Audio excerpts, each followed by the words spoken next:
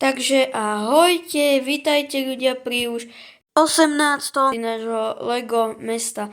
Dnešný diel bude trošku neobyčajný, pretože toto sme tu nemali a nie je to nič iné ako osvetľovanie týchto budov. No ale ty ešte predtým nezabudni nahodiť like a odber.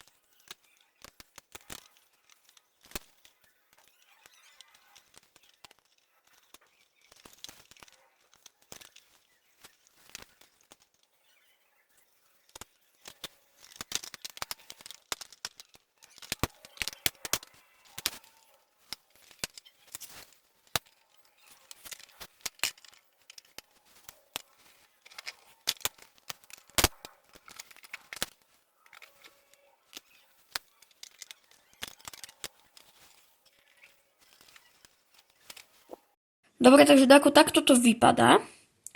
No a teraz to vypadá klasicky, ale keďže tento diel je o osvetľovaní, takže o osvetľovaní budov, tak si to zapneme. No a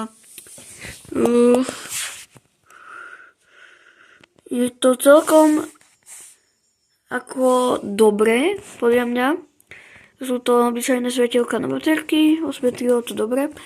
Najmä keď sa takto pozriete na to, že je to kvalitne osvetlené, podľa mňa. Aj keď idete do tohto horného poschodia, hej, ako tu už mi trošku vidno svetelka, lebo tam to bolo zložitejšie ťahať. Potom vlastne kábel, no alebo tieto svetelka vedú, no síce mi ich tu vidno, to je jedno momentálne. Ich vidno takto, no tu.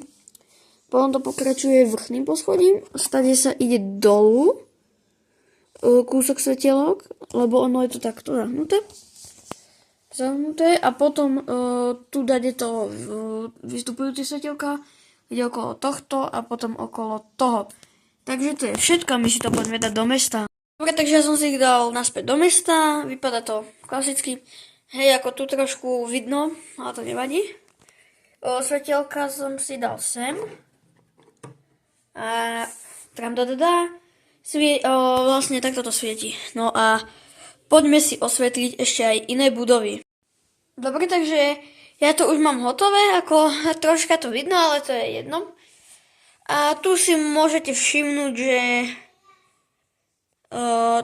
že som si pridal šedé kocky a to preto, aby sa mi tam to svetelko zmestilo. Takže na jedny svetelka ide toto a toto a my si to teraz poďme ukázať. No takto svieti skoro celé naše Lego mesto. No. Ešte by som možno časom chcel osvetliť dačo tu a vagón ako od nuka, aby to vypadalo elegantnejšie. Takže tak. No prepáč, ale mne je to už, toto je už koniec videa. Ty nezabudni nahodiť like, odber a zatiaľ ahoj!